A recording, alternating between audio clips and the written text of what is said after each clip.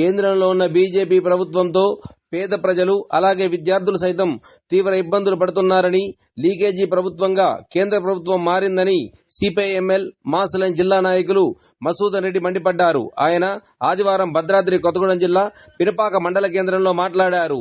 కేంద్ర ప్రభుత్వ విధానంలో నీట్ విద్యార్థుల పేపర్ లీక్ కావడంతో విద్యార్థులు రోడ్డెక్కే పరిస్థితి ఉందన్నారు. విద్యార్థులకు వెంటనే నీట్ పరీక్ష రద్దు చేసి విద్యార్థులకు న్యాయం చేయాలని ఆయన సందర్భంగా డిమాండ్ చేశారు. లేని పక్షంలో విద్యార్థులకు అండగా ఉండి ఉద్యమాలకు సైతం సిద్ధంగా ఉన్నామని ఆయన తెలియజేశారు. ఇప్పుడు ఆయన మాటల్లో విందాం.